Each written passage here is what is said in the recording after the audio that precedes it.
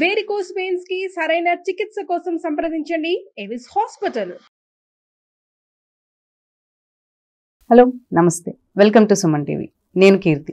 ప్రస్తుతం మనతో ప్రముఖ జ్యోతిష పండితులు శ్రీ నందివట్ల శ్రీహరి శర్మ గారు మనతో పాటు ఉన్నారు. అయితే వీరితో కొన్ని విషయాలపైన మనం క్లారిటీ తీసుకుందాము. మార్గశిర మాసంలో ఏకాదశి నాడు అంటే 11th మనకి గీతా జయంతి జరుపుకుంటారు అని అందరూ కూడా చర్చించుకుంటూ ఉన్నాం. అయితే నిజంగానే మనకి భారతం ప్రకారం ఆ రోజునే గీతా జయంతి చేసుకుంటున్నారా అనే దానిపైన క్లారిటీ మనం గురుగారిని అడిగి తెలుసుకుందాం. నమస్కారం గురుగారు. వాగర్థ వివ సంపృక్తౌ వాగర్థ ప్రతిపత్తయే జగతః పితరౌ వందే పార్వతీ పరమేశ్వరౌ. సదాశివ సమారంభాం శంకరాచార్య మధ్యమాం అస్మదాచార్య పర్యంతం వందే గురు పరంపరాం. ఆదిత్యాయ చ సోమాయ మంగళాయ బుధాయ చ గురు శుక్ర శనిభ్యశ్చ రాహవే కేతవే నమః. శృంగేరి జగద్గురు పీఠాధిపతులకి, కంచి పీఠాధిపతులకి నమస్కారములు తెలియజేసుకుంటూ కార్యక్రమాన్ని ప్రారంభిద్దాం. అయితే ఈరోజు మనకి కార్తీక మాసంలో పూజలు, మనము వ్రతాలు అన్ని ప్రత్యేకంగా చేసుకుంటూ ఉంటాం. అదే ప్రత్యేకత మనకి మార్గశిర మాసంలో కూడా పూజలు అండ్ అదే ప్రత్యేకత అనేది మనకి మార్గశిర మాసం కూడా ఉంది. అయితే ఇదే మాసంలో మనకి 11న గీతా జయంతి జరుపుకుంటున్నాం అన్నట్లు అన్ని దగ్గర కూడా చర్చించుకుంటున్నారు. అయితే నిజంగానే మనకి భారతం ప్రకారంగా గీతా జయంతి అదే రోజున జరుపుకుంటున్నామా? దాని యొక్క విశిష్టత మనకి ఏంటి? గీతా జయంతి యొక్క విశిష్ట ఏంటి అనేది మాకు ఈరోజు మీరు తెలియజేయగలరు? తప్పకుండానమ్మా. గీతా జయంతి అనేటువంటిది మనకు భారతదేశంలోని అన్ని ప్రాంతాలలో ఈ మార్గశిర శుద్ధ ఏకాదశి రోజున జరుపుకుంటున్న మాట విదితమే, వాస్తవమే. అయితే భారతం ప్రకారం ఇది నిజంగా మార్గశిర శుద్ధ ఏకాదశి రోజునే జరిగిందా అనేటువంటి విషయాన్ని మనం చూసుకున్నట్లయితే కొన్ని ప్రత్యేకమైనటువంటి నిగూఢమైనటువంటి నిరూపణలతో ఈ రోజున కాదు, ఇంతకు ముందే చేసుకోవాల్సినటువంటిది గీతా జయంతి అని చెప్పి మనం చెప్పుకోవచ్చు. ఏంటా విషయాలు అన్నప్పుడు ముఖ్యంగా ఉత్తరాది ప్రాంతం వాళ్ళు ఈ మార్గశిర శుద్ధ త్రయోదశి రోజున యుద్ధం ప్రారంభమైంది, భారత యుద్ధం.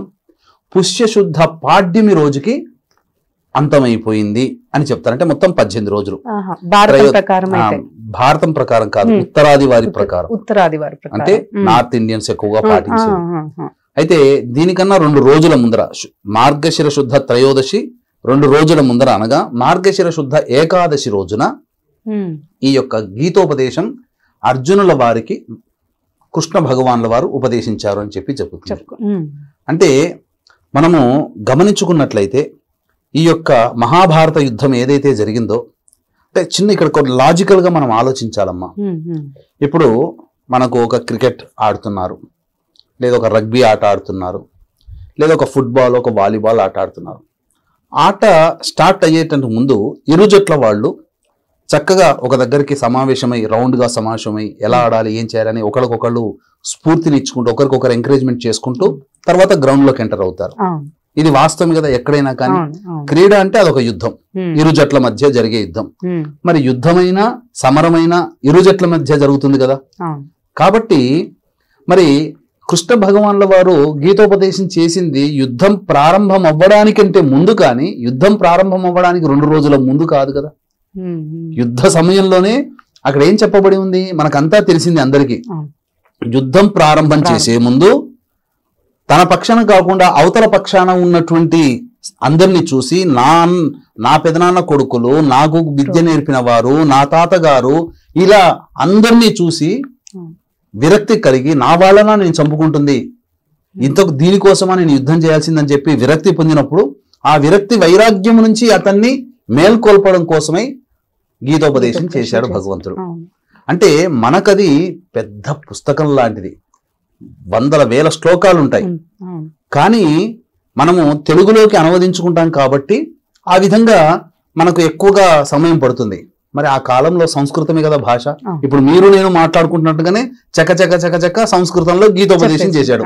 2-3 గంటల్లో ఈ గీతోపదేశం అంతా అయిపోయింది. అవగానే ఇక కార్యోన్ముఖుడై యుద్ధానికి వెళ్ళి యుద్ధం ప్రారంభం చేశాడు. ఇది కదా జరిగింది. అంటే యుద్ధం ప్రారంభం అవడానికంటే ముందు జరగాలి. ఇక నిరూపణకు వచ్చేసరికి మనము కొన్ని ఉదాహరణలు అనేటువంటిది తీసుకుందామమ్మా. ఈ ఉదాహరణల విషయంలో చూసుకున్నట్లయితే భీష్ముడు యుద్ధం జరిగినటువంటిది ఏంటి? 18 రోజులు యుద్ధం జరిగింది. అందులో 10 రోజులు యుద్ధంలో పాల్గొన్నాడు, 10 రోజులు కౌంట్. తర్వాత అతను మాఘశుద్ధ అష్టమి రోజున నిర్యాణం చెందాడు. ఓకే, ఈ అష్టమి రోజు నిర్యాణం చెందినప్పుడు ఈ అష్టమికి మొత్తము భీష్ముడు 10 రోజులు, మాఘశుద్ధ అష్టమికి అంటే యుద్ధం ప్రారంభమైన మొదటి రోజు మాఘశుద్ధ అష్టమికి మొత్తం కలిపి 68 రోజులు. ఈ మాఘశుద్ధ అష్టమి నుంచి 68 రోజులు వెనక్కి వెళితే వచ్చేటువంటి తిథి ఏమవుతుంది? కార్తీక మాస అమావాస్య. మార్గశిర మాసం, పుష్యమాసం. అంటే మార్గశిర మాసం 30 రోజులు, పుష్యమాసం 30 రోజులు. మాఘశుద్ధ అష్టమి అంటే 8 కదా, 8 రోజులు. మొత్తం ఎంత? 30, 30, 8, 68. ఈ 60 అష్టమి నుంచి 68 రోజులు వెనక్కి వెళితే కార్తీక మాస అమావాస్య రోజున యుద్ధం ప్రారంభమైంది. మనకు కూడా చాలా మందికి తెలుసు, వీక్షించేటువంటి ప్రేక్షకుల్లో కూడా చాలా మందికి ఈ యొక్క మహాభారత యుద్ధం అమావాస్య రోజున ముహూర్తం పెట్టారు, అమావాస్య రోజున ప్రారంభమైంది అని చెప్పి చాలా మందికి తెలుసు. గీతా జయంతి ఆ రోజునే కార్తీక మాసం, ఇది ఒక నిరూపణ, ఇది ఒక బలమైన నిరూపణ. ఇక రెండవ నిరూపణ అనేటువంటిది కనుక చూసుకున్నట్లయితే దీనికి కూడా బలం చేకూరుతుంది.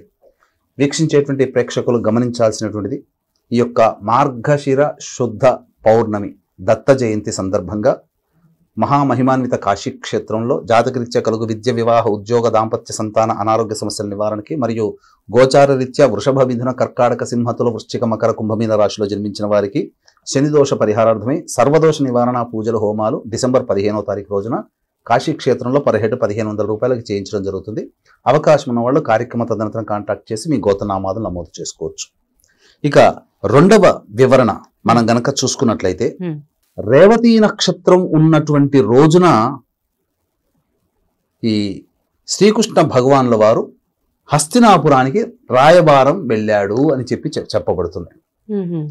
మరి రేవతి నక్షత్రం ఉన్న తర్వాత సహజంగా మనం గమనించుకున్నట్లయితే కృత్తికా నక్షత్రం, కార్తీక మాసంలో కృత్తికా నక్షత్రం ఉన్నటువంటి రోజున పౌర్ణమి.